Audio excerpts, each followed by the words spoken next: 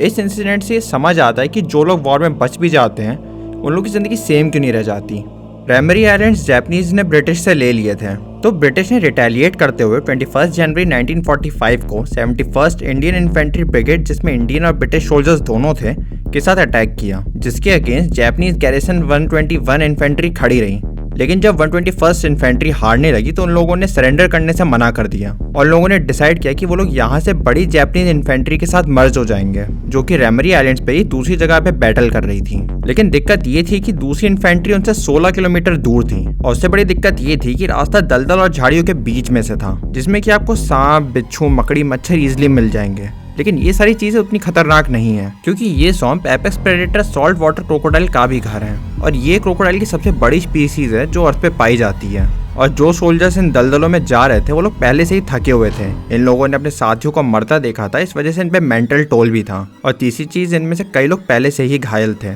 और चीजें बद से बदतर ऐसे हो जाती हैं कि salt water crocodile one of the most deadliest creature है रात को। और जापानीज सोल्जर्स बहुत ज्यादा लंबे समय से इन आइलैंड पे थे और उनकी क्वांटिटी भी ज्यादा थी, इस वजह से ये लोग फिशेस को पकड़ पकड़ के खा रहे थे, जिस वजह से पूरा इकोसिस्टम गड़बड़ा गया था और ये क्रोकोडाइल्स बहुत ज्यादा भूखे थे। तो जब जापानीज सोल्जर्स इन स्वैम्प को पार कर रहे थे तो ब्रिटिश सोल्जर्स ने इन्हें घेर लिया था और उन लोगों को रात को लोगों के चीखने की और गन फायर की आवाज आती थी। और 900 सोल्जर्स में से केवल 450 सोल्जर्स दूसरे रेजिमेंट के साथ मिल पाए और बाकी 450 सोल्जर्स ने स्वैम्प में अपनी जान गंवा दी थी और 5 जापानीज सोल्जर्स को ब्रिटिश सोल्जर्स ने पकड़ भी लिया था। तो उन 5 जापानीज सोल्जर्स ने ये बताया कि स्वैम्प में से एकदम से क्रोकोडाइल किसी को नीचे खींच के ले जाते थे अपने साथ पानी में। तो शुरुआत में तो सोल्जर्स अपने साथियों को बचाने की कोशिश करते थे, लेकिन जैसे ही समय बीता सोल्जर्स ने एक दूसरे को ये बचाना बंद कर दिया, क्योंकि उन लोगों के पास गोलियां खत्म हो रही थी और हर कोई गोलियां अपने लिए बचा रहा था कि अगर उन पे किसी क्रोकोडाइल ने अटैक कर दिया तो। कई बार तो सोल्जर्स के सामने क्रोकोडाइल उनके साथी को खींच के ले जाता और साइड में ले जाके जान से मारता और इतने टाइम बाकी सोल्जर्स वेट करते थे कि वो उसकी बंदूक की गोलियां निकाल लें। तो आज की इस वीडियो में इतना ही, मिलता हूं मैं अगली बार आपको एक और नई वीडियो के साथ।